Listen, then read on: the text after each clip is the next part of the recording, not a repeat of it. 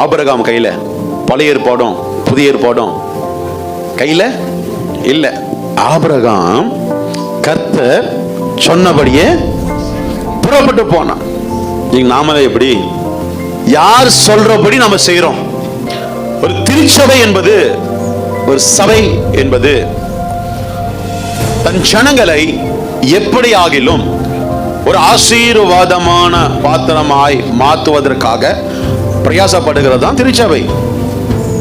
எப்படியாவது சமாதானத்தினாலும் மகிழ்ச்சியினாலும் ஆரோக்கியத்தினாலும் அன்பினாலும் அநேகருக்கு ஆசீர்வாதமாய் நடத்தப்படுகிறது தான் திருச்சபை. 21 நாள் கூட்டங்கள் எதற்காக? ஆசீர்வாதமாய் இருப்பதற்காக. அப்போ நான் ஆசீர்வதிக்கப்படணும் அப்படின்னு சொன்னா ஆபிரகாம் சொன்னபடியே புறப்பட்டு போனாராம். ஆபிரகாமுக்கு ஆண்டவர் சொன்னாரு, உன் தேசத்தை, உன் இனத்தை, உன் தகப்பனை விட்டுடு, நான் காண்பிக்கிற தேசத்துக்கு போ.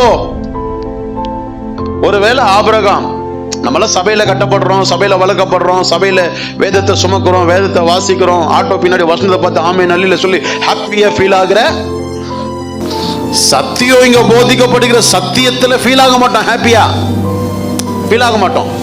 ஆட்டோ பின்னாடி பார்த்த வசனத்துல உடனே ஃபீல் ஆயிடுவோம்.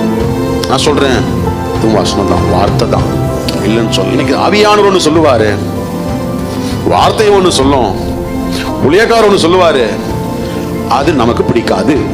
யார் ஒருவர் தேவன் சொல்கிற வார்த்தை எனக்கு கடினமா இருந்தாலும் கஷ்டமா இருந்தாலும் அது இஷ்டமாய் பெற்றுக்கொண்டு செயல்படுகிறார்களோ அவர்கள் தான் ஆசீர்வதிக்கப்படுவார்கள்.